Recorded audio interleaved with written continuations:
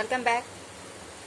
ये हम class 10th के लिए चैप्टर 5th की एक्सरसाइज 5.2 का क्वेश्चन नंबर 19 सॉल्व करेंगे। इससे पहले के सारे क्वेश्चंस आपके कंप्लीट हो चुके हैं मेरे प्रीवियस वीडियोस में। तो देखिए क्वेश्चन नंबर 19 में क्या है। Subba Rao started work in 1995। एक सुब्बा राव है जिसने 1995 में काम करना स्टार्ट किया। At an annual salary of ₹5,000। Annual मतलब होता है सालाना, ठीक है। आपके स्कूल में एनुअल फंक्शंस होते हैं ना, तो वो साल में एक बार होते हैं, इसलिए उसको हम बोलते हैं सालाना, ठीक है। तो मतलब साल भर की salary 5,000। And received an increment of ₹200 each year. और हर साल 200 रुपये का उसको इंक्रीमेंट भी दिया जाएगा, ठीक है। उसने 5,000 हर साल की सैलरी और 200 रुपये हर साल का इंक्रीमेंट भी उसको दिया जाएगा। ये बहुत पुराना क्वेश्चन है, नहीं तो 5,000 की सैलरी तो लोग अब पर मंथ भी नहीं लेते हैं, ठीक है। तो ये काफ़ी पुराना क्वेश्चन है, इसलिए इसमें साल की सैलरी 5,000 है। अब आपको ये बताना है कि ऐसा कौन सा साल आएगा जब उसकी सैलरी 7,000 हो जाएगी। तो देखिए, जब वो ज्वाइन करेगा तो उसको फर्स्ट ईयर में 5,000 मिलेंगे, ठीक है। फर्स्ट ईयर उसकी सैलरी कितनी होगी 5,000। सेकेंड ईयर उसकी सैलरी कितनी हो जाएगी 5,000 में 200 ऐड हो जाएगा, ठीक है।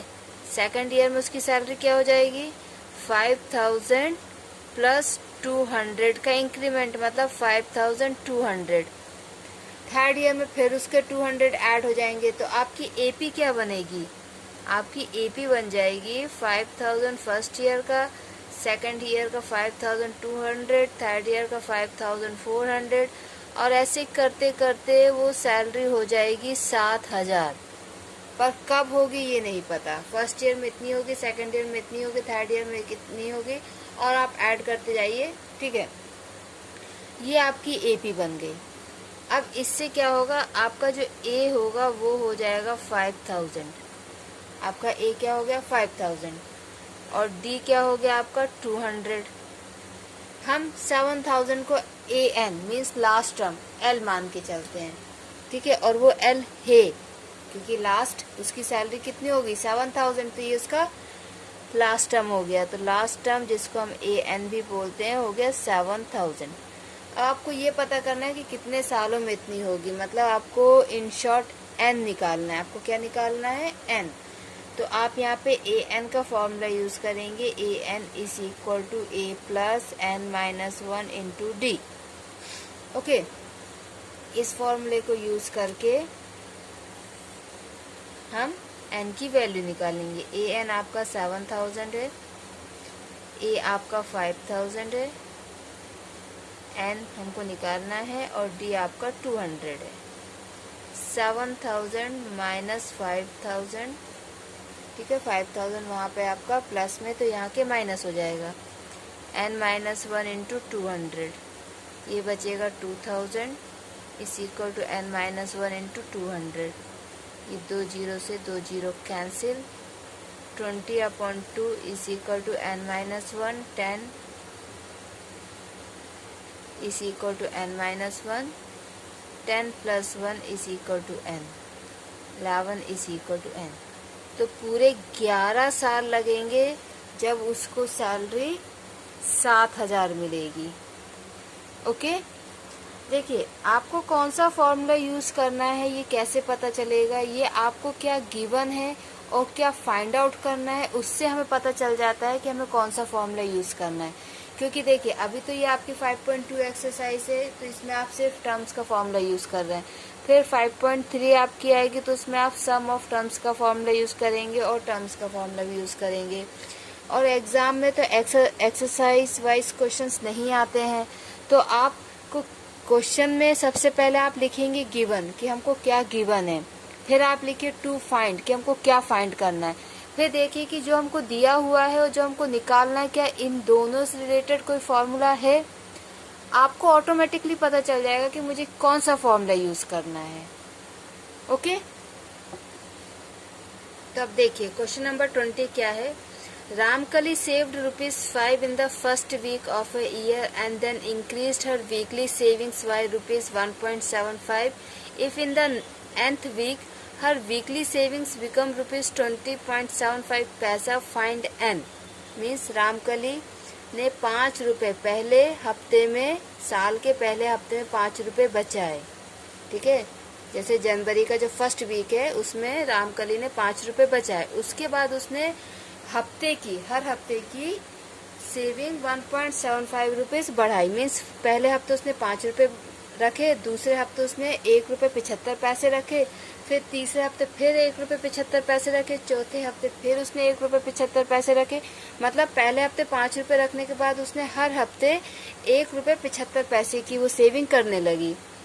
अब ये सेविंग करते करते उसके पास टोटल हो गए ₹20.75। उसके पास टोटल कितने हो गए? ₹20.75। तो आपको ये बताना है कि टोटल उसको कितने हफ्ते लगे इतने रुपए जोड़ने में। ठीक है, आपको टोटल क्या बताना है कि उसको इतने पैसे जोड़ने में कितने हफ्ते लगे। ओके, तो इन शॉर्ट हमको क्या निकालना है? n निकालना है। ठीक है, तो यहाँ पे आपकी AP कैसे बनेगी? देखिए, AP तो ऐसे बन जाएगी आपकी, पहले हफ्ते ₹5, फिर दूसरे हफ्ते क्या हो रहा है कि ₹1.75 और उसने जोड़ दिया, तो टोटल कितने रुपए हो जाएंगे? ₹6.75। फिर ₹1.75 और वो जोड़ेगी तो कितने हो जाएंगे आपके? फिर ₹8.50। ऐसे करते करते करते जोड़ते जोड़ते उसके पास होगा ₹20.75। ठीक है, इसका मतलब क्या हुआ कि A हो गया 5, D हो गया 1.75, AN जिसको हम L भी बोलते हैं वो हो गया ₹20.75। ओके, अब आपको निकालना है n। तो इसमें AN का हम फॉर्मूला यूज करेंगे, A + n-1 × D। 20.75 is equal to 5 + n-1 × D। D क्या है? 1.75। 20.75 - 5 is equal to n-1 × 1.75।